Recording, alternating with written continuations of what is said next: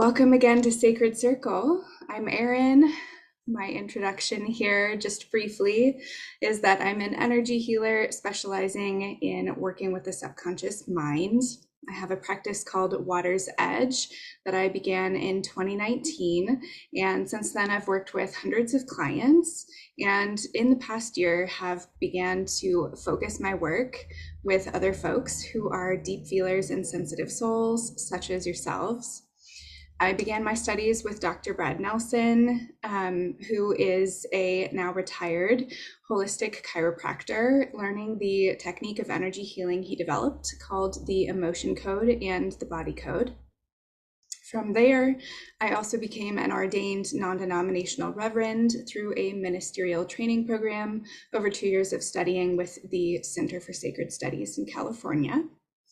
And I'm always studying and learning new ways of energy healing to include in my work with clients, such as shamanic journey, working with plants and crystal healing, as well as sound and vibrational healing. And I work with people through private one-on-one sessions. I offer group programs and self-study courses and retreats. And I see many people in the chat talking about, can we do this in person? And yes, I would absolutely love to do that. I work with people in person and remotely. I recently moved to the Seattle area, and so I do not have ideas about spaces for all of us yet. So I would love to hear from some of you. If you do have ideas for spaces, I would love to make in-person gatherings happen. Yes, yes, yes. And as I mentioned, of course, my focus lately has been to help deep feelers and sensitive souls, such as yourselves, learn to own our gifts and to heal the hurts, habits, and hangups that come with it, all of our coping mechanisms and traumas that we've gathered along the way as a result of being a deep feeler and sensitive soul in the world, and to make those gifts and our sensitivities feel sustainable and like the magic gift that they are. So let's dive into tonight's conversation, which we discussed a little bit last month, about how we learn to own our sensitivity and see it as a gift when they feel totally overwhelming to us. And the first thing is to identify what kind of deep feeler or sensitive soul you are. We have empaths, we have clairsentients, we have energy sensitives, we have highly sensitive people or HSPs. And we can also have all of these gifts, or some of them, to varying degrees. So tonight we're going to get into the first two that I listed, empaths and clairsentients. And then next month we'll break down the other two primary feeling gifts, energy sensitivity and highly sensitive person. So why is it important to know what our gifts are? My number one answer is that it impacts the way we take care of ourselves. And some of you may have taken it already, but I created a quiz to help us identify what our primary gift is. And I will also send that out to all of you following our conversation tonight, as well as a bunch of other goodies too, to your email. And you can take that quiz if you haven't had a chance already. You may also be able to self-identify as I'm talking about each of these over tonight and next month's meeting. So I want to start with a bit of a disclaimer, which is that different spiritual teachers will talk about gifts and the feeling gifts in different ways. And this is important to note because all of our experiences of these intuitive gifts are, of course, relative. And there's great complexity to them as well. And I think things get muddled for a lot of different reasons, which we don't necessarily need to go into. But as we dive in, know that this take on gifts is from my point of view, and I'm drawing upon the information that I've learned from working with all of my hundreds of clients over the years, as well as teachings from my trusted mentors and my own research from reputable sources. So again, the understanding of energy is really quite old. We can draw upon a lot of history and teachings about this topic. It's really only here in the West that it's fairly new and that we're waking up to our energetic reality. And as I mentioned in our last circle, the feeling gifts are extraordinarily challenging to navigate because there is overlap in the signs and symptoms of having each gift. For example, some of the signs when we're a deep feeler or sensitive soul is that we often have a high capacity for empathy. We are very in touch with our own emotional realm, and we're sensitive to our environments as well. We're sensitive to the energy of other people. And for different people who each had one of these feeling gifts, if we could separate them out like that, they would probably all likely describe themselves this way. Similarly, some of their symptoms might be people pleasing or boundaries, challenges with feelings of worthlessness or low self-esteem, attracting narcissistic or codependent relationships, overwhelm in crowds, etc. We've listed a lot of them already together tonight. And again, each of these 4 different people with each of the 4 different feeling gifts may all resonate with these patterns in their life. So on one hand, we can say, well, I'm a deep feeler, I'm sensitive, it doesn't matter which kind of sensitive I am. And that is true to some extent. And on the other hand, once we dive into each of these gifts, I think you'll start to see the subtle differences between them as well. And this is where energetic self-care, support practices, and habits to start shifting our coping mechanisms, they start to diverge. Because while these gifts may feel similar to us in our bodies and in our experience of life, they're actually quite different on an energetic level. What is our energy actually doing? And for our subconscious selves, which is the work I do, the most powerful change is created when we make both subconscious and conscious changes. And so the conscious naming of our unique gift is really powerful. So when we know better, we can take better care of ourselves, take more effective care of ourselves, and we can begin to heal the relationship with our sensitivity, which is the first step toward owning our unique magic as the gift that it truly is. So let's look at the first 2 of the 4 feeling gifts, empaths and clairsentience. The first is empaths. Now, according to the internet, if you identify as a deep feeler, you'd likely be labeled an empath. And it really has had a moment in popular and new age culture lately, but we need to understand the difference between empathy and being an empath. A lot of us probably already know this, but all humans have a capacity for empathy. And empathy is also existing on a spectrum. And many deep feelers carry an increased capacity for empathy, but not everyone is an empath. So I think it's far less common than we're actually told, because there are many other ways to be a deep feeler, and empaths have a very specific trait, unlike any of the other feeling gifts. So an empath is someone who both feels their own emotions and other people's emotions very deeply. And their unique energy signature is that they are energetically absorbing the emotional energy of other people into their own body.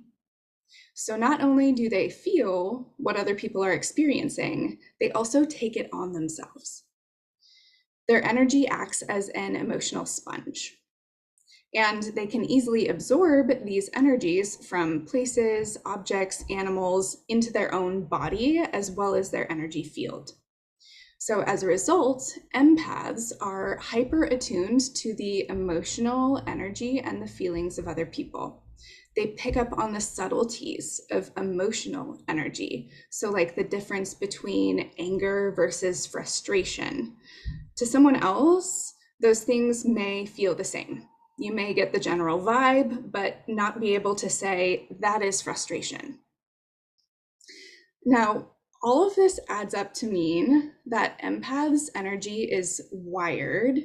They have a very hard time determining their own feelings versus that of others. So their energy is very externally attuned and wired. So they require a lot of significant alone time to decompress and come back into their own body and their own energy. And the absorbed emotions or energy that they've taken on often trap and create energetic blockages in an empath's body and field. And I see this time and time again when I'm in energy sessions with my clients. I can tell when they're an empath because of how their energy is trapping so much of other people's stuff. So as a result, empaths often struggle with their own identity and being enmeshed in other people. So boundaries are a huge, huge, huge challenge. On the positive side, empaths connect deeply with other empathic beings, and often it's a connection to animals. They can tune into animal communication through their emotional connections, and they can feel what other sentient entities feel, such as plants, animals, elementals. And so if this gift is healed and honed, it makes us a really powerfully supportive friend. It gives us a deep capacity to hold space for other people and to be with their emotions and to help them be with their emotions. And we can harness the healing power of that work without taking it on ourselves.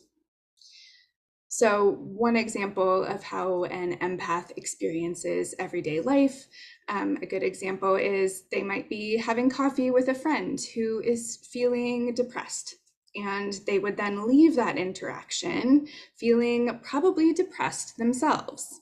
And it may feel like it came out of the nowhere. They were having a great day. They're not a person who tends towards depression, but now here we are. And oftentimes that friend will walk away feeling better because the empath has taken on some of that energetic burden.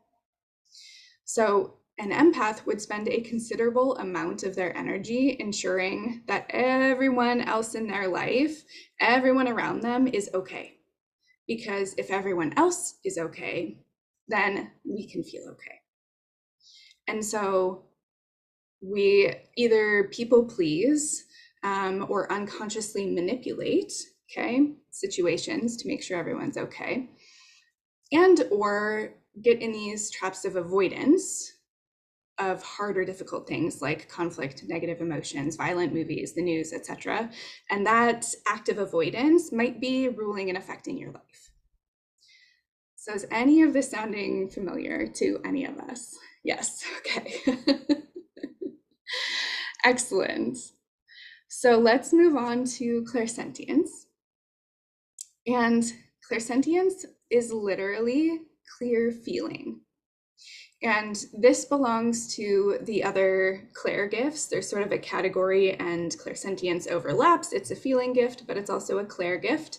And you may have heard of some of the others like clairvoyance, clairaudient, etc. And so a clairsentient person's intuition arrives in the form of feelings. And this is how they understand the unseen energetic world. So if we think about a clairvoyant, that's clear knowing, their energetic gift is clarity arriving through knowing. Clairsentience gift is energetic knowing arriving through feelings. So they can sense the emotional energy of others, yes, but what they're actually feeling is the energy and not the emotion. So those are different. So that means that they're picking up on the energy of places, objects, etc., in addition to emotions, and they'll get intuitive hits in the form of gut feelings or bodily sensations, usually.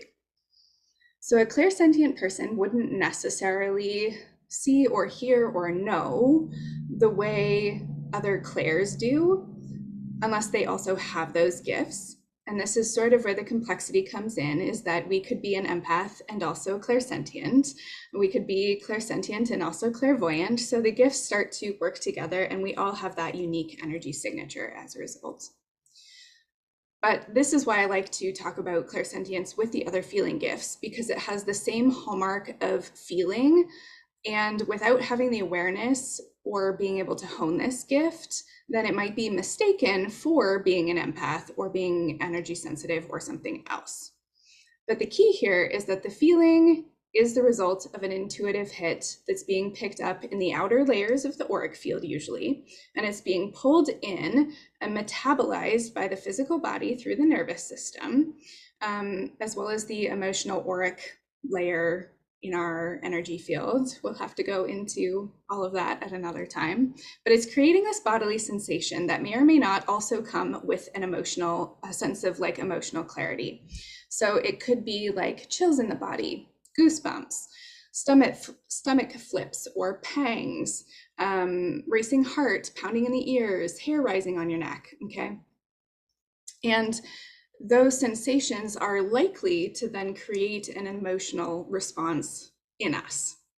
So part of the clairsentience work is tuning into how these intuitions arrive and learning to make associations with these sensations and to externalize and find the source. So we may know that it's coming from XYZ person or situation when it happens, but we can also easily mistake that and think that they're making us feel that way when we're actually picking up on an intuitive hit about someone else. It's not ours. So again, clairsentients may also struggle with boundaries and lack of clarity about if what they're feeling is coming from inside their own body or if it's coming from something they're picking up from others. And they may or may not have also developed some of these same unhealthy coping mechanisms as the empath. But clairsentient people, the big difference here is that they do not tend to absorb or take on the energy the way empaths do. Because again, their intuition is talking to them through feeling or sensation and not necessarily someone else's emotions coming at them. So you can see now why it's important that we're not telling everyone that they're an empath simply because they're deep in their feels, right? So some examples of a clairsentient person that they'd experience in life could include maybe having a gut feeling about a new person that you meet that tells you to be cautious or not overly trusting of that person. Maybe you get a prickly sensation in your body and feel a bit on edge around them. You have no idea why, you have no tangible reason as to feel this way about this person, you just met them, but you have the ick and you can explain why. So that's a good example of a clairsentient intuitive hit.